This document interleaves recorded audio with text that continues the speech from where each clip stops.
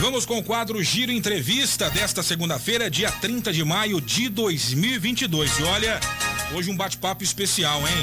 Temos a participação aqui nos nossos estúdios do Dr. Guilherme Escuculha César, um santacruzense que é delegado de polícia no Mato Grosso, é professor da Academia de Polícia daquele estado, tem muita história para contar e hoje teremos a honra de conhecer um pouco mais desta figura, um santacruzense aí fazendo um grande trabalho para além das fronteiras do nosso município, digamos assim. Quero dar boa tarde ao nosso convidado de hoje e agradecer por ele ter aceitado o nosso convite. Tudo bem, doutor? Como vai? Tudo bem, boa tarde, Diego, boa tarde, Mário. É um grande prazer estar aqui hoje, retornando à cidade da onde eu saí, agora nessa condição de delegado de polícia. Sim. Que sempre foi um sonho meu, seguindo os passos do meu pai na Polícia Civil. E acredito que vai ser um grande prazer aqui essa entrevista. Dário Miguel conosco também, boa tarde, Dário. Tudo bem, Diego, boa tarde a você, ao doutor Guilherme, para você ligado na 104 FM, para você conectado conosco também, Portal Diário Cidadão. E o pessoal está nos assistindo aqui, ó, doutor, essa é a sua câmera, inclusive. Ô, Dário Miguel, você que é o setorista da Polícia Civil, vai ter a honra de começar esse bate-papo aí.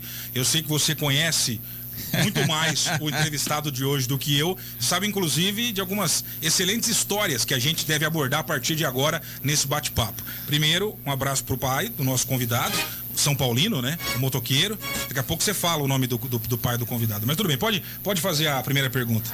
O papai dele está aqui, né? Está aqui acompanhando. Daqui a pouco a gente fala do pai e da mãe também. Do pai e da mamãe também, claro, é verdade. Pode ter certeza então disso. Vai daí. Doutor, a primeira pergunta para a gente começar essa entrevista junto à Rádio 104 FM, a gente estava comentando, Diego e eu fora do ar, sobre a expectativa. Criou toda uma expectativa, pelo menos aqui no estado de São Paulo, que o Mato Grosso, as coisas pelo menos se resolveria assim na bala. É mais ou menos assim, né? Terra sem lei. O pessoal tinha essa noção aqui, pelo menos esse pensamento. É fantasia isso ou não, doutor? Realmente, quando eu passei no concurso no Mato Grosso do Sul, muitos me abordavam e falavam: você tá maluco, você tá indo pra um lugar perigoso e tal. Mas eu confesso que eu me surpreendi quando eu cheguei no estado. É um estado muito bom. As cidades estruturadas, eu acreditava que não eram tão estruturadas como são. Hoje eu moro numa cidade de aproximadamente 40, 50 mil habitantes. Tem toda a estrutura necessária.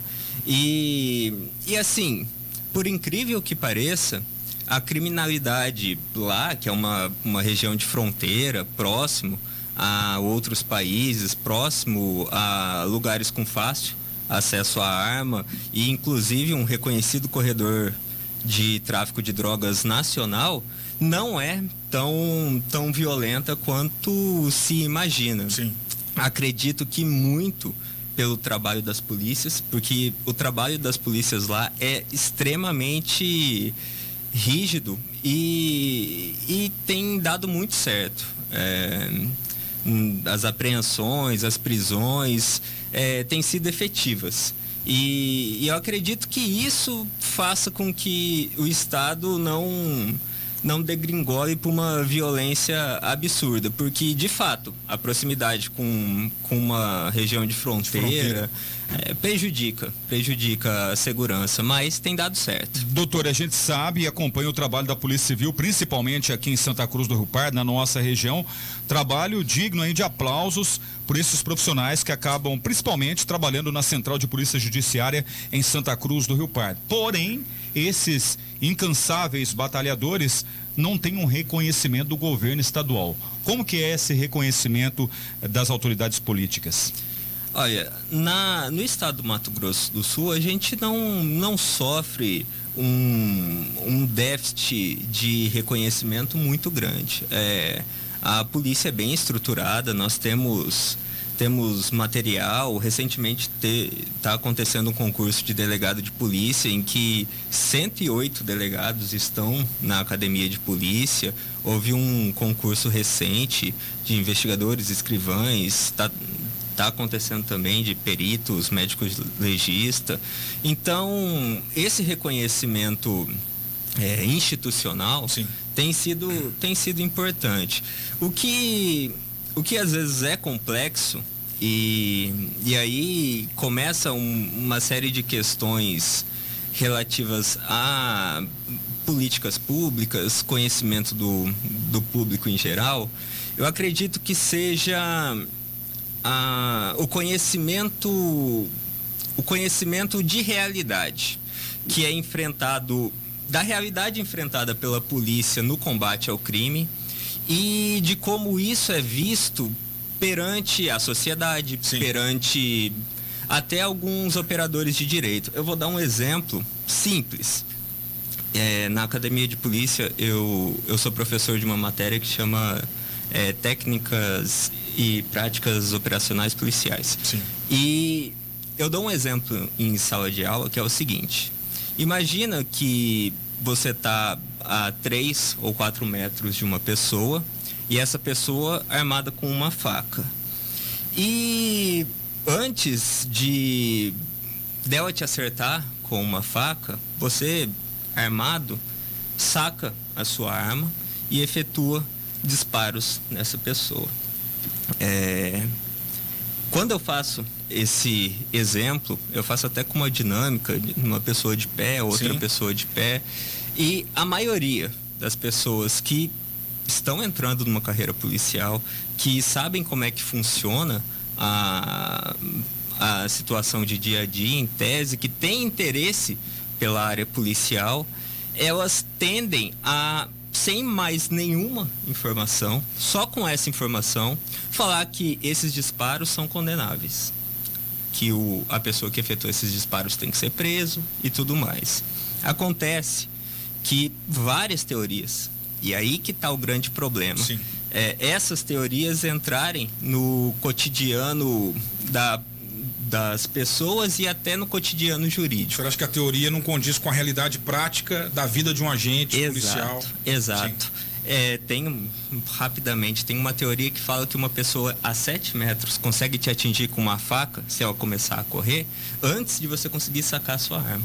Sim. Essa teoria é comprovada pelas autoridades americanas e tudo mais. E tem uma outra teoria que fala que a pessoa apenas cessa aquela ameaça, a reação dela, a partir de perder 25% do total de sangue que ela tem.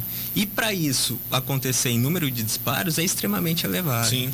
Esse contexto todo, eu acho que é o complexo da gente trazer isso para dentro da E investigação. que não é igual o filme que vou dar um tiro na perna e a pessoa para automaticamente. Exatamente. Então, Esse eu acho entendi. que é o grande problema. Perfeito. Segue você. Assim, sobre a realidade, né? A gente está falando aqui, para quem chegou no momento, nosso convidado ao vivo é o Dr. Guilherme Escoculha César. Ele é delegado de polícia, é um santacruzense, mas que atua lá no estado do Mato Grosso, é professor, inclusive, da Academia de Polícia do estado do Mato Grosso. E a gente está batendo um papo, conhecer um pouco dessa realidade diferente, um santacruzense de destaque na área de segurança pública em outro estado, para a gente comparar, conhecer um pouco da realidade, algumas curiosidades também, que você, junto conosco, vai saber ao longo desse bate-papo. Lá na região do Mato Grosso, em termos estruturais, quais são os principais problemas da segurança pública, doutor? Aqui no estado de São Paulo, você tem o tráfico com uma situação bem delicada para todas as forças de segurança, questão de crime organizado. A gente, de novo, pode ser até uma visão deturpada de quem está de fora. Imagina lá questões ligadas à terra, disputas por propriedades. Quais que são os principais fatores, digamos assim, de criminalidade enfrentados, por exemplo, por um delegado, alguém que atua na investigação naquela região do país? Por incrível que pareça, esses conflitos de terras e tudo mais são mais raros. Perfeito. Se comparados em relação ao tráfico, por exemplo. É o tráfico também, né? O tráfico, o país inteiro, né? Lá é uma grande porta de entrada de drogas no Brasil. Tanto que, se for comparar em números, as apreensões de drogas e de pessoas de outros estados lá no Mato Grosso do Sul é muito grande. Sim. Porque a pessoa vai, busca droga e leva para o seu estado. Perfeito. Então, um dos grandes problemas que a gente enfrenta lá é isso. Trazer a criminalidade do Brasil inteiro para ser preso no Mato Grosso do Sul. Sim. Porque o cara vem buscar a droga, acaba sendo preso e a massa carcerária, a investigação, tudo... As mulas, principalmente, imagina, né? Exatamente. Tudo Os traficantes talvez nem estejam lá, quem está ganhando muita grana, mas os transportadores acabam ficando para serem encarcerados no Mato Grosso. E né? Aí fica todo o ônus para o estado do Mato Grosso do Sul. E isso acaba gerando... Um problema de massa de trabalho mesmo. Aí você tem que, além disso, se concentrar em homicídios, roubos, furtos. Consequência, né? Que é o que acontece em toda cidade, independente dela ser pequena ou dela ser grande. Acontecem muitos crimes dessa natureza e mais essa dificuldade que é específica da região. Falta uma ação na opinião da Polícia Civil, ou na sua em específico, né? Como delegado, da União em torno das Forças Armadas em região de fronteira. É um problema que se discute no Brasil há muito tempo. Temos uma fronteira continental, não sei se há condições humanas de fazer uma fiscalização em todos os pontos da fronteira, mas acho que algo melhor poderia ser feito. É uma questão de polícia, exército, qual que é a sua avaliação, até como professor nessa área de segurança aí? Então, essa questão exata do tráfico transnacional seria competência da Polícia Federal. Perfeito. A lei que regula o assunto, a lei de drogas, ela determina que se tiver condições que dão a entender que a droga veio de outro país, a investigação ficaria a cargo da Polícia Federal. Sim. E essa é uma grande celeuma jurídica que tem no Estado, porque muitas das drogas que são apreendidas são evidentemente oriundas do Paraguai. Sim. Ou de outro país vizinho, que seja. Dá tráfico internacional algumas vezes? Então, aí que tá. A não ser que seja muito específico, o cara que está trazendo a droga confirme que pegou no outro país, ou que tem alguma anotação nesse sentido, é difícil fazer essa caracterização. Pelo menos não tem se visto com muita aceitabilidade pela Polícia Federal. Eles entendem que se não tiver uma comprovação específica de que a droga veio de outro país, aí não seria o caso de encaminhar para a Polícia Federal e acaba ficando na Polícia Civil. Muitos desses casos, entendo eu, que dá para saber. Não tem grandes plantações pelo que a gente sabe, não há grandes plantações de entorpecentes no Brasil. Acontece no país vizinho. A gente é a rota, né? Exatamente. E então há essa questão. Se houvesse uma investigação um pouco mais direcionada à Polícia Federal, se esses crimes, que são evidentemente de competência federal, fossem encaminhados para eles, acredito que haveria uma investigação mais efetiva, até porque para a Polícia Civil é complexo a gente fazer uma investigação, por exemplo, que começa no Mato Grosso do Sul, exatamente, vai achar um traficante no estado de São Paulo que encaminha a droga para Fortaleza, por exemplo. É complicado para a Polícia Civil do Mato Grosso do Sul fazer esse tipo de investigação. Por isso, acho que uma grande solução seria o encaminhamento para a Polícia Federal. Doutor, em relação à penalidade, ou seja, o tráfico internacional, a pessoa ela acabou caindo no tráfico internacional. Gostaria que o senhor falasse um pouco mais sobre a questão da pena. Então, esse é um outro problema, porque a pena do tráfico internacional é evidentemente maior do que a do tráfico nacional. E a pessoa, lógico que vai querer mentir que não pegou a droga no país vizinho, para a pena ser menor.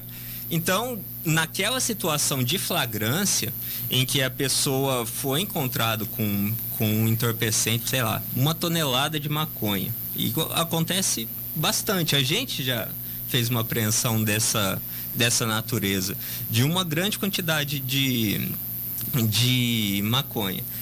A pessoa não vai falar que pegou em outro país, salvo raras exceções. E aí já fica essa celeuma de se caracterizar o tráfico nacional, porque a pessoa falou que pegou dentro do Brasil, embora todos os indícios dêem a entender que pegou no Paraguai, por exemplo.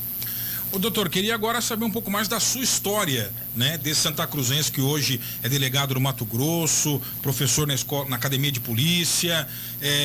Desde sempre o objetivo de se tornar um investigador ou um delegado? Esteve nos seus planos? É DNA? Fala um pouquinho pra gente. DNA não falta, né? Isso aí, fala um pouquinho, até da sua família, você pode, claro, comentar a respeito aí, né? Olha, quando eu comecei a pensar nas minhas possíveis profissões, a primeira que me veio foi músico. Eu sou formado em violão clássico, sempre toquei e tinha essa meta.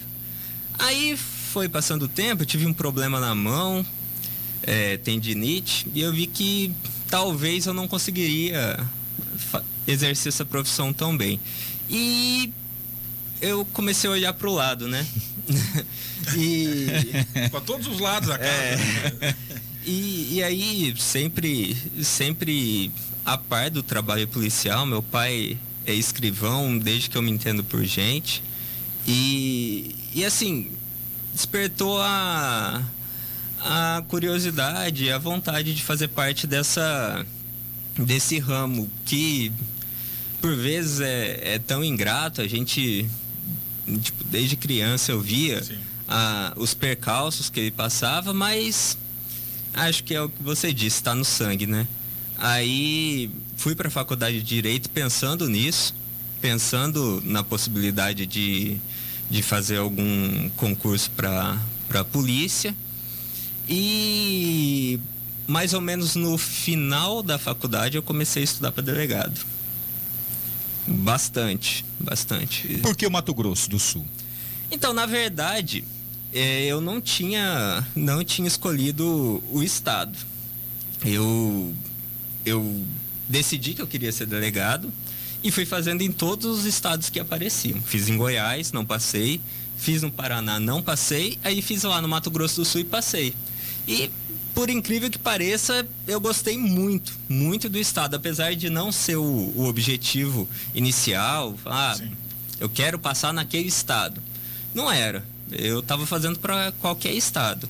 Mas eu gostei muito e já não me vejo fora do estado, entendeu? Você criou raízes, inclusive, lá. Bacana. Sim. E daí, a delegado começa a atuar no dia a dia e também a questão de ser professor, né? Isso também era uma coisa que já pensava, aconteceu naturalmente? Como é que foi? Eu sempre gostei de lecionar. Quando eu estudava pro concurso, eu dava aulas de violão e tocava na noite também. E com todo respeito, tem pinta de músico, né? Sim, Punch de músico. Não ali, perde, não adianta. Não perde, né?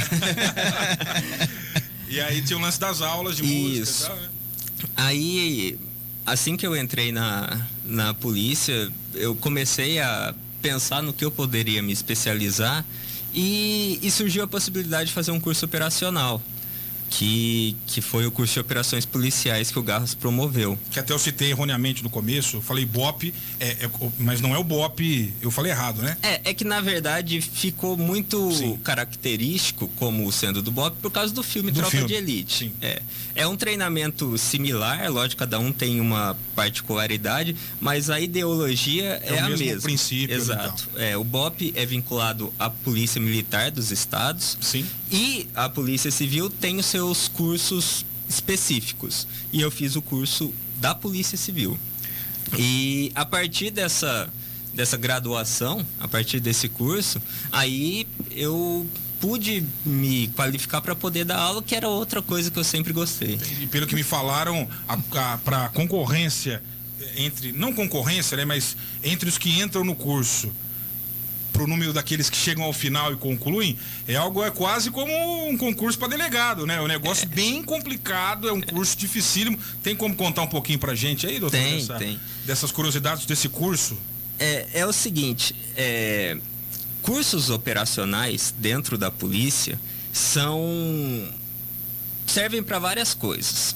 A primeira delas, evidente, é para qualificar o profissional, para atuar em situações mais complexas, uma troca de tiro muito intensa, uma ocorrência que sabe que vai ter um risco maior. Esse curso serve para isso. Mas, a par dessa qualificação profissional, o curso de operações, qualquer um deles, tem vários. E o curso de operações tem essa característica de de te tornar um ser humano melhor, sabe? Você aprende a dar valor em pequenas coisas que no dia a dia você acha que é banal. Você começa a dar valor numa hora de sono, começa a dar valor no seu alimento, começa a dar valor na pessoa que está do seu lado. Todos esses valores são passados e postos à prova num curso operacional. Tem muita discussão a respeito de... É um curso que vai para o extremo. Ele leva ao extremo o policial ali, o investigador. E no dia a dia, acaba vivendo isso?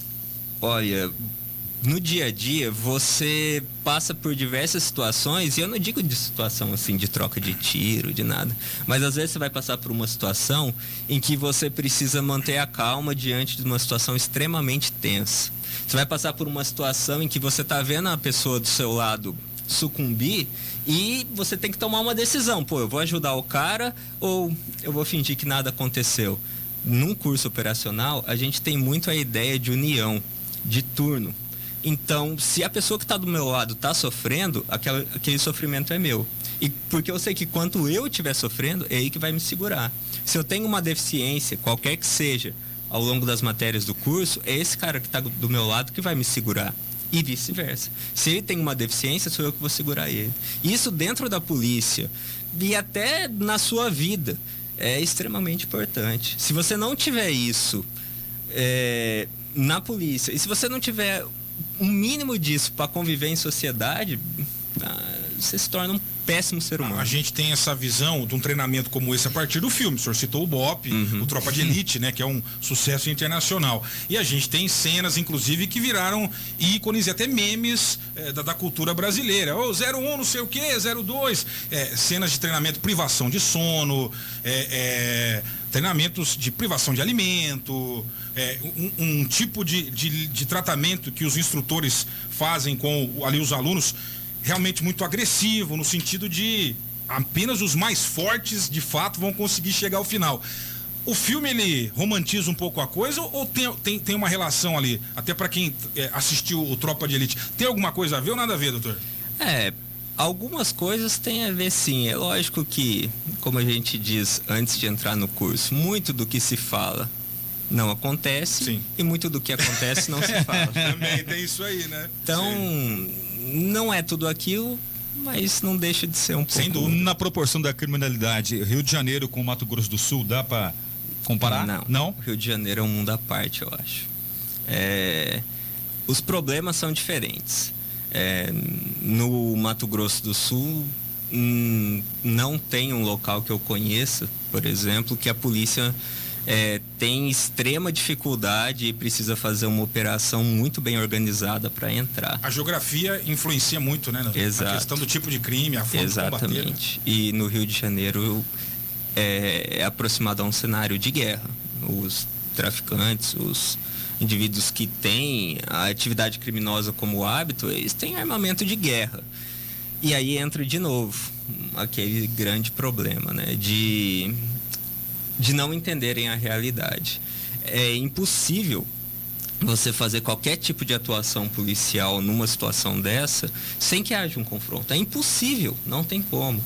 E a polícia é a última fronteira entre o Estado se perder para o crime e o Estado conseguir viver minimamente convivendo com essas situações e tentando aplacar.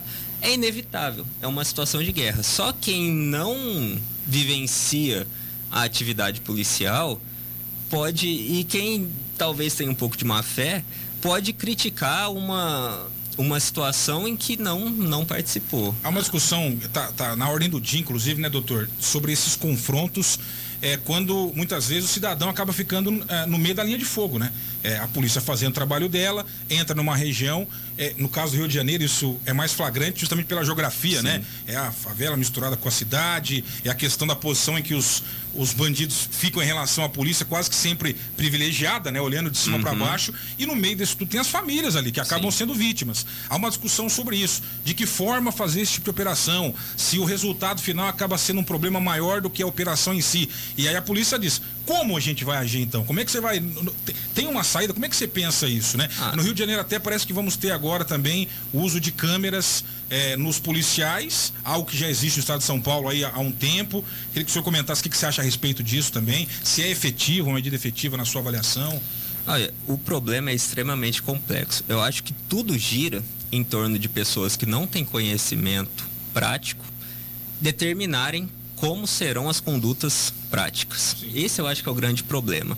Eu não me proponho a falar quanto de concreto o engenheiro tem que colocar numa ponte. Do mesmo jeito, quem não entende de segurança pública, quem não entende de polícia especificamente, não deveria se propor a falar e tratar desse assunto, ou no mínimo, deveria se qualificar para tanto. O grande problema é que muitas pessoas que se dizem especialistas no assunto dizem como deve ser uma operação sem nunca ter sofrido o risco de estar no meio de uma operação. É a sua vida. Não é igual videogame, que tem restart. É a sua vida. Se você tomar um tiro, é você que vai morrer. Isso, numa escala gigante, igual é no Rio de Janeiro, você imagina a dificuldade que não é você ingressar em um local que é conhecido pelos que estão lá, que estão provavelmente preparados, já estão avisados que você chegou no pé do morro, e fazer esse ingresso sem ter nenhum disparo, sem ter... É impossível. Agora, toda operação desse tipo, evidentemente, vai ter problema, vai ter efeitos colaterais.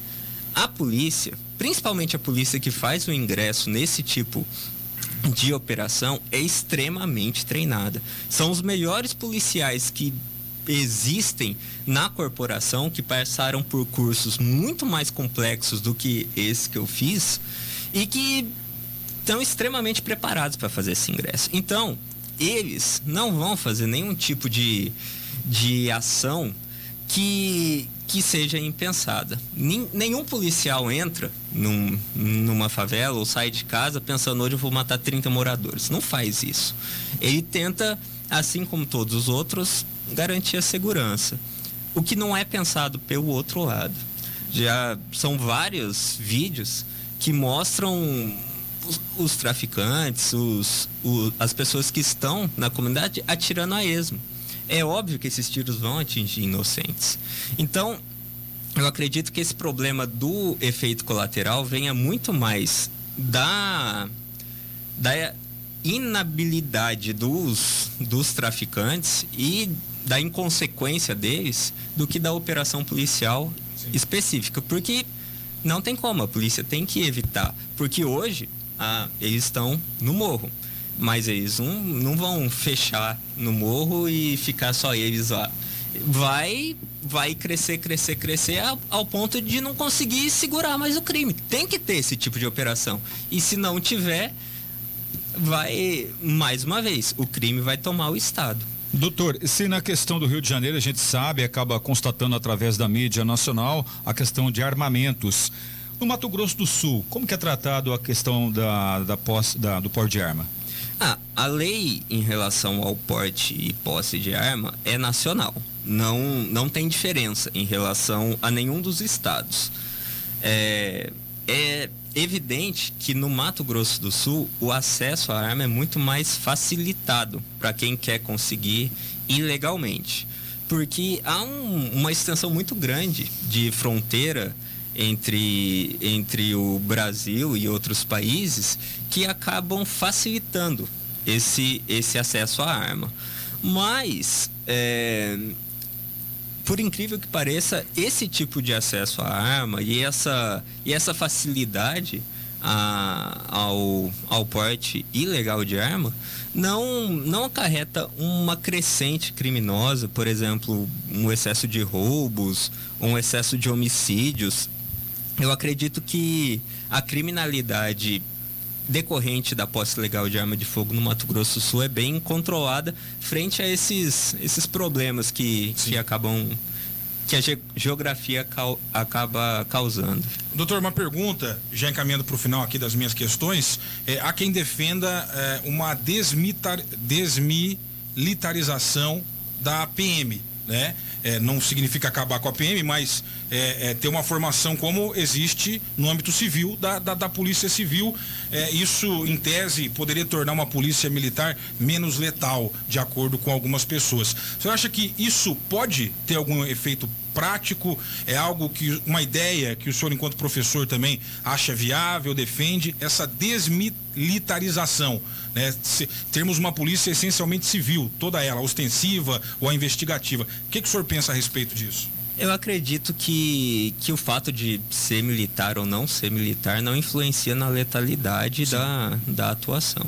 O que prejudica muito, e aí a gente volta àquela questão, é o fato de que, por vezes, a polícia precisa ser tão, não é leniente, mas complacente numa situação de abordagem, até por medo de sofrer qualquer tipo de represálias, que às vezes chega numa situação em que aquela pessoa desdenha do poder estatal a tal ponto que ostenta uma arma e atenta contra a vida do policial.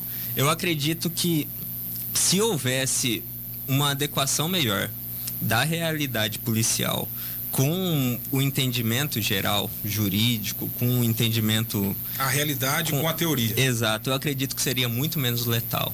Se, por exemplo, aconteceu recentemente, 2 policiais rodoviários federais foram mortos por disparo de arma de fogo no Nordeste, não me lembro agora a cidade, e eles foram atender uma pessoa que estava descontrolada no meio da rodovia. Foi uma situação extremamente tensa, extremamente terrível para os policiais, mas quantas vezes a gente não vê na prática uma situação dessa em que a polícia precisa agir com um pouco mais de rigor até para proteger o cidadão, se o cara estava realmente alterado, às vezes até com força física, e aí ele é responsabilizado por isso. É complicado. Se os policiais precisassem efetivamente utilizar a força, se os policiais, ao verem que o indivíduo pegou a arma de um deles, efetuassem disparos, se os policiais tentassem fazer alguma atuação um pouco mais enérgica, com certeza ia ter muita gente que ia falar que eles estavam errados. E eu acredito que a letalidade policial de um lado e de outro passa muito por isso.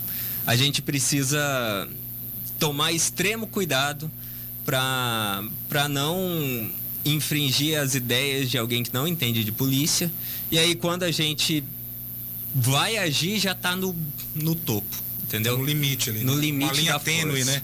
Exato. Eu acredito que passa muito por isso.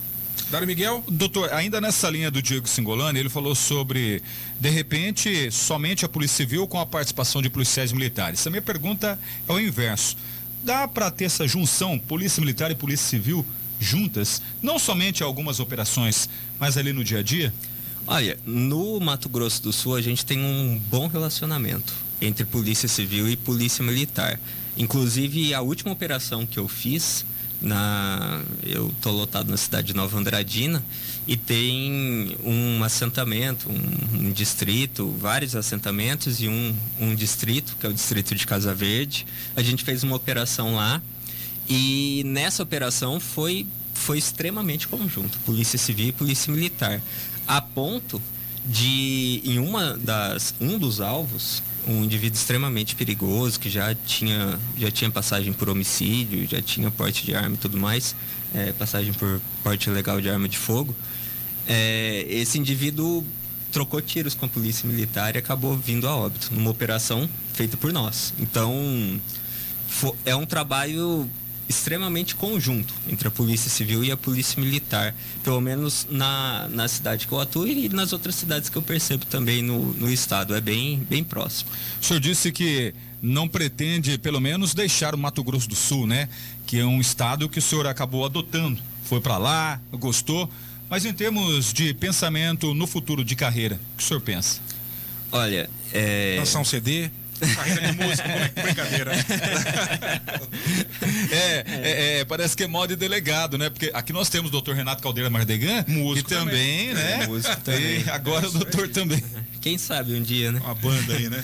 Os delegados. Isso. Pode ser. Então, eu penso bastante desde quando eu fiz esse curso, que como você disse é muito complexo, a gente começou em 30 e poucos, formaram só 9. Então é bem complexo. Pede pra sair, que nem no filme, né? Tipo isso.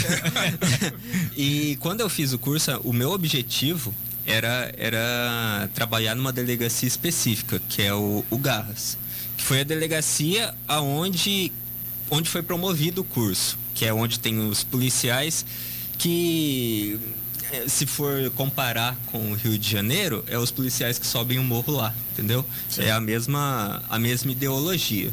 E a tendência é que para ingressar nessas delegacias exige-se esse curso. Então, como futuro, eu colocaria objetivo trabalhar nessa delegacia aí. Cada vez mais na linha de frente mesmo. Exato. É isso aí. Agente de campo, né? É um termo correto ou não? Na verdade, o trabalho de delegado, ele é um pouco híbrido. É verdade. A gente vai para campo, só que a parte da investigação, do papel, da oitiva de pessoas, da burocracia da coisa. A parte burocrática também passa pelo agente. Então você trabalha em várias frentes. Você trabalha na linha de frente, sim, efetivamente. Você trabalha fazendo documentos. Então é bem dinâmico. E nessa delegacia vai ser a mesma coisa. Bacana, a gente está batendo um papo incrível aqui com o doutor Guilherme, Santa Cruzense, delegado de polícia em Mato Grosso do Sul. Do Sul. Porque o Darmiel já me passou errado também, né, na abertura. Não. Você mandou Mato Grosso para mim, mas tudo bem, Mato Grosso. É que o meu redator... Porque se tiver algum Mato Grossense me ouvindo agora, ia ficar pé da vida. Não pode confundir o Mato Grosso do Sul. Na verdade, o Sul Mato Grossense fica muito bravo quando... Sul, entendi. Não fala... O Mato Grossense não liga tanto, você falar... Eu não sei, mas eu sei que o Mato Grossense... o Sul Mato Grossense fica pé da vida. Eu vou jogar a culpa aí no redator que estava passando pra mim. Então, perdão aos sul-mato-grossenses. Estamos aqui com o doutor Guilherme, delegado no Mato Grosso do Sul, né? Professor, inclusive, na Academia de Polícia daquele estado. Algumas mensagens chegaram aqui rapidamente, viu, Dario? O Pudim, conhece o Pudim, né? Ele mandou aqui, ó, por gentileza, Diego, mostre esta foto descendo o Rio Pardo de boia ao doutor Guilherme, ok? E ele passou o nome de todo mundo que tá na foto aqui, em pé, Ney, Tubarão, junto comigo, meu irmão Jaime, investigador, Brandini. Vou encaminhar a foto aqui pro convidado, o pessoal descendo o Rio de Boia aí. Quem também mandou mensagem aqui pro nosso programa é o Vanderlei Baiano. Boa tarde, Diego, doutor Guilherme, quero dar os parabéns pela sua conquista, sucesso que está alcançando. Fico feliz com a sua conquista, um filho de Santa Cruz do Rio Pardo. Muito orgulho para nós. Deixo parabéns também à doutora Sara e ao nosso amigo Tubarão, o papai. Todo mundo orgulhoso. Tá aí a mensagem do nosso amigo Vanderlei Baiano. Encerra daí, Dário Miguel. Olha, eu estava, somente a título de curiosidade, antes de a gente finalizar essa matéria, essa entrevista aqui para a 104 FM e também para o portal Diário Cidadão, o senhor falou sobre a questão do tráfico de drogas, o que chama atenção no Mato Grosso do Sul. Nós estamos vivendo no estado de São Paulo, principalmente na nossa região, números altos em relação ao estelionato. Esse tipo de ocorrência acontece também lá, doutor? Acontece bastante. É um crime cuja investigação é extremamente complexa, porque a maioria dos novos estelionatos estão acontecendo por internet, clonagem de redes sociais, e isso daí é extremamente técnico, complexo e demanda a interação de várias polícias, vários estados, porque pode ser que a conta para onde foi o dinheiro no norte e a pessoa que fez contato está usando um telefone DDD do Sul. E aí começa esse intercâmbio que demora muito tempo para ser feito e, de fato, tem sido o grande problema criminal não violento que a gente tem enfrentado. São várias ocorrências e a melhor solução para isso é o contato pessoal, porque a tecnologia ajuda muito a gente ter proximidade com pessoas que estão longe e tudo mais. Só que os criminosos se utilizam dela, evidentemente, para poder praticar crimes. Então, fazer esse tipo de contato pessoal, quando pedir um dinheiro, quando for fazer alguma transação bancária, já solucionaria a maioria dos problemas. Somente a minha última pergunta, na verdade, é uma colocação, né? O filho de quem é o Dr. Guilherme? É claro que o Pudim já deu a dica aí, mas eu gostaria que o Dr. Guilherme mandasse aquele abraço todo especial pro pai e pra mãe. Afinal, depois é a nossa orelha que vai pesar, né, Diego? Tô fora, toma um puxão de orelha do Ney, hein? Não é muito bom não, o cara é faixa preta de jiu-jitsu, né? E posta toda manhã, né? Tô ligado. Então, usar o espaço aqui para agradecer meu pai e minha mãe, na verdade, foram os grandes incentivadores se eu tive algum sucesso na vida, são eles que fizeram por merecer. Mandar um abraço também, um beijo para minhas irmãs e para o meu chefe, para todo o pessoal lá de Nova Andradina, Dr. Novelli, que disse que estaria assistindo, a minha esposa Juliana e a minha equipe, que o pessoal lá é pesado, entendeu? O pessoal é muito bom. Sem minha equipe, todo esse sucesso, toda essa atividade exitosa que tem dado certo em investigações não seria possível. Então, um grande abraço a todos aí e muito obrigado. É isso aí, nós conversamos com o Dr. Guilherme Escuculha César, delegado de polícia, atualmente no Serviço de Investigação Gerais de Nova Andradina, tá certo? Seção de Investigações Gerais. Seção, o fazedor de legenda aqui errou mais um comigo, ó. Quer me derrubar. Lá em Andradina, no Mato Grosso do Sul, professor na Academia de Polícia do Mato Grosso do Sul, beleza? Sul Mato Grossenses, e hoje batendo um papo ao vivo conosco, sensacional, é bom conhecer Santa Cruzenses que estão honrando o nome da nossa cidade também aí, em vários cantos do país. Sucesso, sempre que estiver em Santa Cruz, está convidado a bater um papo conosco aqui, viu, doutor? Legal. Obrigado pela presença, por aceitar o nosso convite, sucesso. Obrigado, eu agradeço muito o convite, acredito que foi bem produtivo, bem esclarecedor. De fato é simbólico essa presença, porque sair da cidade há 8 anos e retornar e ter todo esse apoio, todo esse contato é muito importante. Sempre a gente faz a última pergunta aqui para terminar. São Paulino, foi forçado ou foi por livre, espontânea vontade? Livre, espontânea pressão do Ney. Olha, desde que eu me entendo por gente, meu pai fala que eu sou São Paulino. Então acho que foi por osmose, entendeu? Tem como. E quando for lançar o CD também, a gente toca aqui na 104 FM. Qual o estilo do músico? Eu tocava de tudo. De tudo, de tem? Tudo. Mais rock, MPB? MPB, rock, bastante. Legal, bacana. Mas tocava viola também. Então bom também. É bom também. Sucesso, doutor. Obrigadão. Viu? Até a próxima. 13 horas mais 32 minutos. Vamos para um rápido intervalo. A gente volta com muitos assuntos ainda nesta edição do programa, hein? Exclusivo. Polícia Civil conclui inquérito do padre Gustavo Trindade e confirma indiciamento por tentativa de homicídio qualificada. Caso o Ministério Público apresente denúncia nestes termos, o religioso pode ir a júri popular. E ainda, Justiça autoriza bloqueio de contas bancárias dos vereadores faltosos. Vejam vocês, a Prefeitura de Santa Cruz está processando os políticos que faltaram às sessões e não tiveram descontos em seus salários ao longo de praticamente uma década. E ainda, entrevista ao vivo com o Rogério Plina, secretário de Educação. Ele fala sobre um processo seletivo que está com inscrições abertas aqui para Santa Cruz, contratação temporária. Professores na área de matemática, história, língua portuguesa.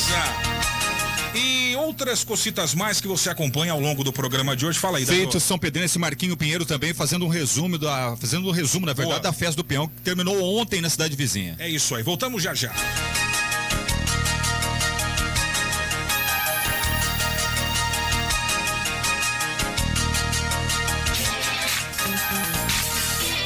finalmente um clube de benefícios completo. No aplicativo da Rede Corrente você aproveita tudo que um clube de benefícios completo de verdade pode oferecer. Descontos em medicamentos, exames e consultas médicas, ofertas exclusivas em passagens aéreas, cupons de descontos nas melhores lojas da web, preço justo em educação e lazer, conta digital com diversos serviços. Pensa que acabou? Entre no site redecorrente.com.br, conheça outras vantagens em virar um elo dessa corrente. Rede Corrente, seu universo na palma da sua mão.